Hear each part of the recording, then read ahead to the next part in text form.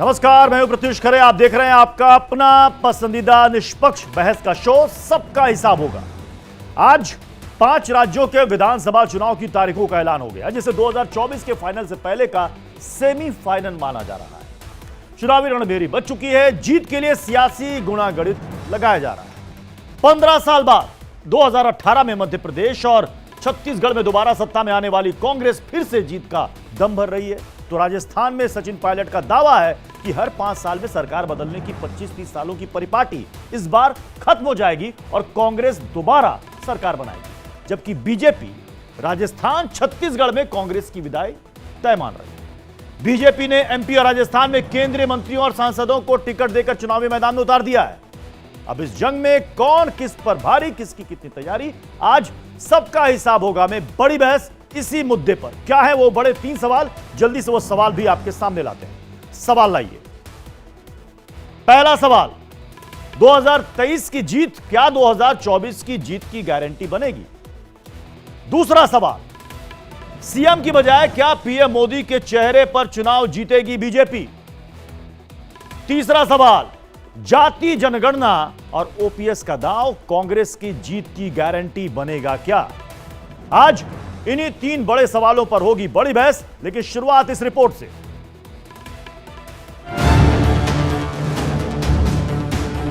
Date of poll will be 7th November and date of counting would be 3rd, which is common of course for all these states. प्रदेश में बनेगी, इस बात पर पूरा हमको विश्वास है और जो माहौल है, जो फीडबैक हमको मिल रहा है लोगों से, कार्यकर्ताओं से, पब्लिक से, वो पार्टी के पक्ष में है।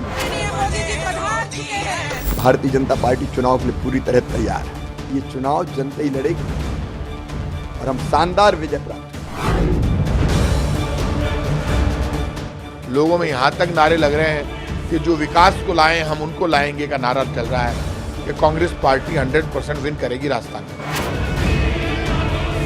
आदर भाव है और निश्चित रूप से देश की जनता का आशीर्वाद इन 5 राज्यों में प्रधानमंत्री मोदी जी को खुलकर मिलेगा। भारतीय जनता पार्टी के भ्रष्टाचार और कुशासन के खिलाफ है और अप्रत्याशित सफलता कांग्रेस को मिलेगी। इस चुनाव के परिणाम बहुत ही चौंकाने वाले होंगे। इस बार कांग्रेस कहां दिखेगी मुझे समझ में नहीं आता।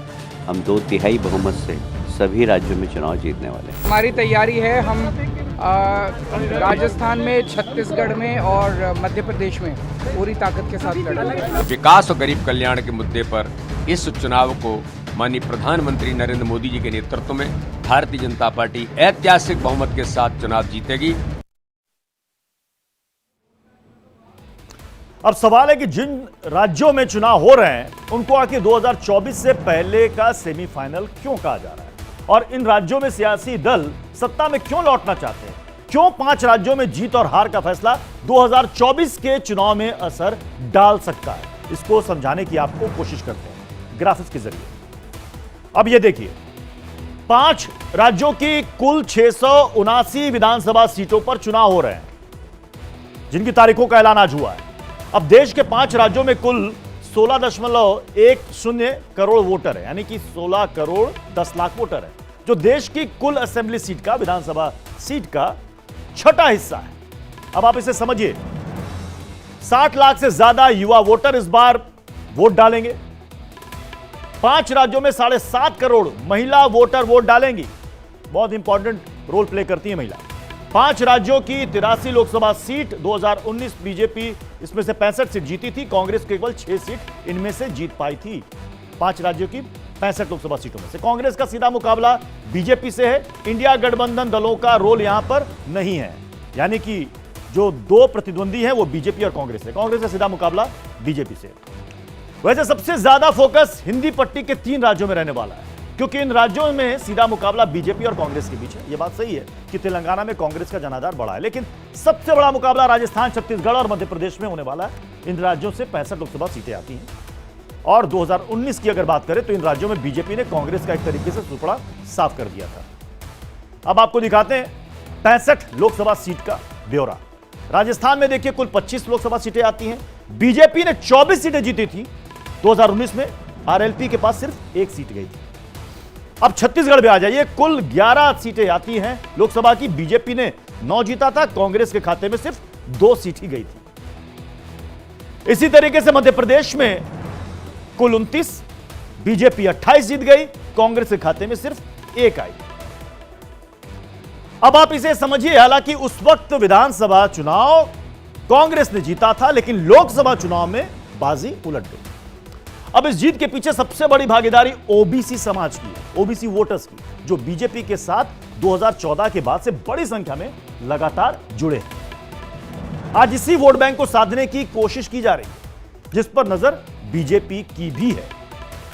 अब कितने ओबीसी वोटर किनके साथ हैं यह भी देखिए आप। ओबीसी वोटर्स पीएम मोदी के साथ 2009 में 22% ओबीसी वोटर्स ने बीजेपी के हक में वोट दिया पीएम मोदी के चेहरे पर। फिर ये 2014 में ये आंकड़ा बढ़कर 22 से 44% हो गया, और फिर 2014 के बाद जब आप 2019 में आए तब ये 44 से बढ़कर के 48% हो गया। यानी एक बड़ा चंक ओबीसी का बीजेपी में शिफ्ट हुआ। जब बीजेपी के साथ बड़ी संख्या में ओबीसी वोटर जुड़ रहा है, तब राहुल गांधी ओबीसी समाज को साधने के लिए जाति जनगणना कराने का वादा कर रहे हैं और दावा कर रहे हैं कि अगर सत्ता में आए तो जिसकी जितनी भागीदारी उसकी उतनी हिस्सेदारी दी जाएगी। 4 घंटे हमारी कास्ट सेंसस पे चर्चा हुई, डिस्कशन हुआ। एक ऐतिहासिक निर्णय कांग्रेस वर्किंग कमेटी ने लिया है और यूनानिमसली लिया है। मगर मतलब कमरे में कोई ऐसा व्यक्ति नहीं था जिसने अपना पूरा सपोर्ट कास्ट सेंसस का जो कॉन्सेप्ट है उसको नहीं दिया।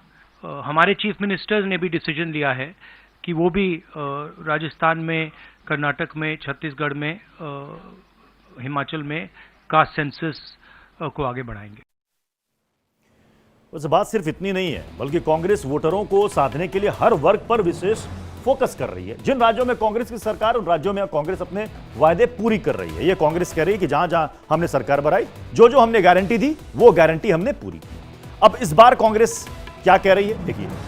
कांग्रेस कह रही है कि हमारी क्या गारंटी है। गैस सिलेंडर 500 रुपए कर देंगे, बिजली का बिल 100 यूनिट तक हम फ्री कर देंगे, सीएम चिरंजीवी योजना के तहत 25 लाख रुपए तक का फ्री इलाज किया जाएगा, न्यूनतम आय गारंटी योजना जिसके तहत 1000 रुपए प्रति महीने आपको मिलेंगे पेंशन के तौर पर, ओल्ड पेंशन स्कीम हम लागू करेंगे। हालांकि कुछ राज्यों में पहले से ये लागू है, जैसे राजस्थान में पहले से लागू है। लेकिन कांग्रेस के लिए चुनौती कम होने वाली नहीं है, क्योंकि सत्ता में रहने के बाद कांग्रेस के खिलाफ बीजेपी घेराबंदी करने में जुटी हुई है। वो सरकार के खिलाफ लोगों के गुस्से को हवा देने में जुटी है। राजस्थान में कांग्रेस की चुनौती क्या है वो भी आप देख लीजिए। अब कांग्रेस के सामने राजस्थान में चुनौती क्या है। पहला एंटी इनकम्बेंसी, दूसरा भ्रष्टाचार, तीसरा है गुटबाजी। ये सबको पता है कि कैसे अशोक गहलोत और सचिन पायलट के बीच में गुटबाजी चरम पर है। चौथा रोजगार, और पांचवा है विनिंग ट्रेंड, जो परिपाटी है राजस्थान की, हर 5 साल में सरकार वहां बदल जाती है। अब बीजेपी कांग्रेस को घेरने के लिए बड़े चेहरों को मैदान में उतार रही है, ताकि कांग्रेस की बढ़त को रोका जा सके। उन जगहों पर कांग्रेस को पटकनी दी जा सके जिन जगहों पर कांग्रेस बीजेपी पर भारी पड़ सकती है। ऐसे में पहली लिस्ट बीजेपी ने जारी कर दी। 7 सांसदों को राजस्थान के रण में बीजेपी ने उतार दिया है। सबका हिसाब होगा में आपको हमने पहले ही बताया था कि किन बड़े चेहरों को विधानसभा चुनाव का टिकट मिल सकता है। हमारी वो खबर आज पुख्ता साबित हो गई। अब आपको दिखाते हैं किसको किसको टिकट मिला है, जो बात इंडिया डेली लाइव ने आपको पहले ही बताई थी। पहली लिस्ट में वसुंधरा राजे का नाम अभी नहीं है। झोटवाड़ा से सांसद राज्यवर्धन सिंह राठौर को विधानसभा चुनाव में उतार दिया गया है। हमने ये बात पहले ही बताई थी। ये विद्याधर नगर से सांसद दिया कुमारी राजघराने से आती हैं, उनको विधानसभा चुनाव में उतार दिया गया है। तिजारा से सांसद महंत बाबा बालकनाथ, जो कि राजस्थान प्रदेश के उपाध्यक्ष भी बनाए गए हैं, इनको राजस्थान का योगी कहा जाता है, उनको भी चुनावी मैदान में उतार दिया गया है। सवाई माधोपुर से सांसद किरोड़ी लाल मीणा को भी चुनावी मैदान में विधानसभा चुनाव में उतार दिया गया है। किशनगढ़ से सांसद भागीरथ चौधरी अब ये भी विधानसभा चुनाव में अपनी किस्मत को आजमाएंगे। सांचौर से सांसद देवजी पटेल। मतलब देखिए कितने सांसदों को बीजेपी ने चुनावी मैदान में उतार दिया। जैसे एमपी में उतारा कुछ केंद्रीय मंत्रियों को, कुछ सांसदों को, तो एमपी वाला फार्मूला राजस्थान में भी बीजेपी ने यहां पर चल दिया है। हमारे साथ कुछ खास मेहमान जुड़ चुके हैं।